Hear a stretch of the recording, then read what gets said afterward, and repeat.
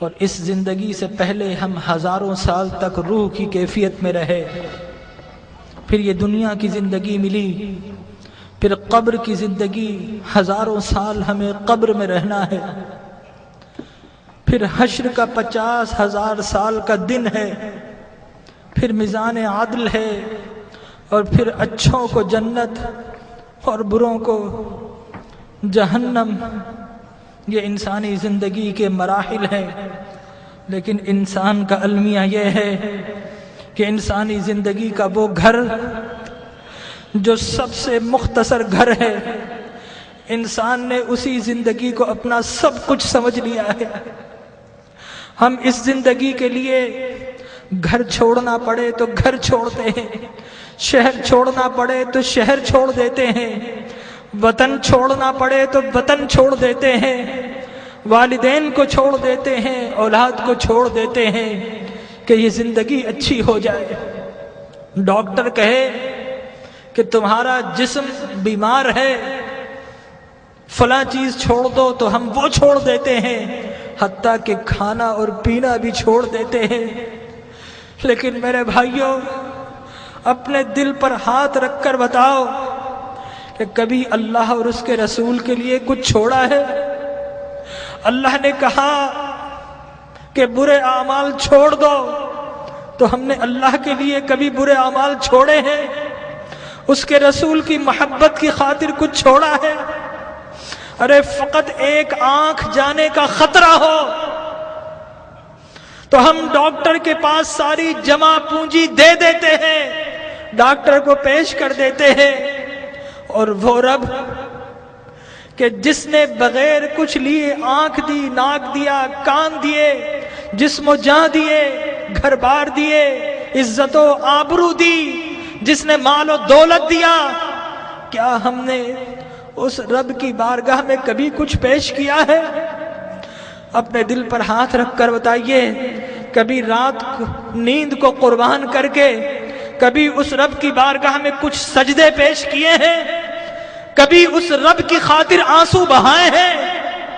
ارے اس دنیا کو سب کچھ سمجھنے والوں، اس دنیا کو بڑا ہم سجاتے ہیں، گھر میں رنگ و روغن کرتے ہیں، فانوس لگاتے ہیں، وائٹ واش کرتے ہیں، قیمتی گدے اور قیمتی سامان سے اپنی زندگی کو آرام پہنچاتے ہیں، لیکن یاد رکھیے کہ یہ زندگی 60-70 سال کی زندگی ہے۔ آگے کی جو زندگی، قبر کی جو زندگی ہے، وہ ہزاروں سال کی زندگی ہے، اور خدا کی قسم ہماری قبر ہمیں پکار رہی ہے۔ یہ ہم ہی نکمے ہیں، نہیں سنتے، ہماری قبر کہہ رہی ہے کہ لوگوں میں بھی تو تمہارا گھر ہوں، لوگوں میرے پاس بھی تم کو آنا ہے۔ اے دنیا کے گھروں کو سجانے والوں، کبھی میری سجاوٹ کا بھی انتظام کیا ہے؟ اگر نہیں کیا تو یاد رکھو کہ میں اندھیرا گھر ہوں، میرے پاس روشنی نہیں ہے، میرے پاس آؤ تو روشنی کا انتظام کر کے آنا، میرے پاس آؤ تو چراغ لے کر آنا۔ ارے میں تو لوگوں کی پسلیوں کو بھیج دیتی ہوں، میرے پاس تو ڈسنے والے سانپ اور بچھو ہیں، میرے پاس تو اندھیرے ہیں۔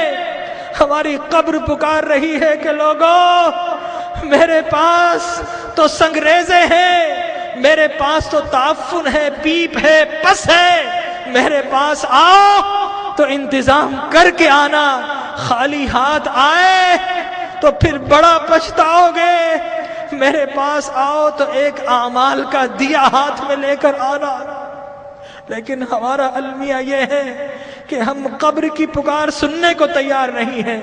جو بڑے ہیں وہ اپنے کاروبار میں مست ہے، جو جوان ہیں اپنی جوانی کی مستی میں مست ہیں، اس دنیا کی رنگینیوں میں مست ہیں، اور جو چھوٹے ہیں انہیں کوئی بتانے والا ہی نہیں ہے کہ اس دنیا کے بعد ایک اور دنیا بھی ہے، اس زندگی کے بعد ایک اور زندگی بھی ہے۔ بتائیے، اگر آپ سے کوئی کہے کہ دیوار کے پیچھے کوئی گن لے کر کھڑا ہے تو آپ جائیں گے؟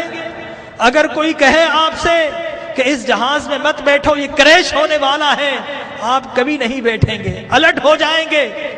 تو وہ موت کہ جس کا کوئی انکار نہیں کر سکتا، کیا ہمیں اس موت کے لیے الٹ نہیں ہونا چاہیے؟ ہمارے نبی نے بتایا کہ لوگوں، جو کچھ میں جانتا ہوں اگر تمہیں معلوم ہو جائے تو تم ہنسنا چھوڑ دو، تم رونا شروع کر دو، ہنسنا چھوڑ دو۔ لوگوں، جو کچھ میں دیکھ رہا ہوں اگر تم دیکھ لو تو تم شہروں کو چھوڑ دو اور جنگلوں میں دوڑ پڑو۔ تو آج کی رات ہمیں اپنے رب کو منانا ہے۔ ہم بہت ہنس لیے ہیں، آج کی رات تو کچھ آنسو بہا لیجئے، اپنے رب کو منا لیجئے۔ ارے اللہ کے انبیاء کو دیکھیے، یحییٰ علیہ السلام بچے ہیں، 6-7 سال کے ہیں، زارو قطار روتے تھے، بے ہوش ہو جایا کرتے تھے۔ ایک روز اپنے گھر سے نکل گئے، غاروں میں چلے گئے، ماں باپ ڈھونڈ رہے ہیں، لوگوں سے پوچھتے ہیں 7-8 سال کا بچہ ہے، کسی نے دیکھا؟ ایک چرواہا کہتا ہے کہ بچہ تو نہیں دیکھا، ہاں اس غار سے رونے کی آواز آ رہی ہے، 3 دن سے کوئی رو رہا ہے اور اس کے رونے سے ہماری بکریوں نے کھانا اور پینا چھوڑ دیا ہے۔ ماں باپ اندر جاتے ہیں، دیکھتے ہیں اللہ کے نبی یحییٰ رو رہے ہیں۔ ماں کہتی ہے کہ بیٹا اب تو چلو، اب تو رونا بند کر دو۔ اللہ کے نبی یحییٰ فرماتے ہیں اماں، عذاب قبر سے بچنے کی ضمانت آپ دے دو اور رونا میں چھوڑ دیتا ہوں۔ اللہ اکبر۔ تو آج کی رات اپنے رب سے عذاب کی پناہ مانگنی ہے۔ حضرت ابراہیم بن ادھم ایک باتھ روم، ایک ٹوائلٹ میں جاتے ہیں، جانے کی کوشش کرتے ہیں، حمام کا مالک روک دیتا ہے، کہتا ہے پیسے دو۔ حضرت ابراہیم بن ادھم رونا شروع کر دیتے ہیں اور کہتے ہیں کہ یہ لیٹرین جو شیطان کی جگہ ہے، یہاں پر جب بغیر پیسے کے نہیں جا سکتا، ارے اللہ کی وہ جنت جو انبیاء اور اولیاء کے رہنے کی جگہ ہے، وہاں اعمال کے بغیر کیسے جاؤں گا؟ تو آج اعمال کا چراغ لے لیجئے۔ اللہ تبارک و تعالی ہماری حاضری کو قبول فرمائے۔ اپنی محرومیوں کو یاد کیجئے، اپنی بیماری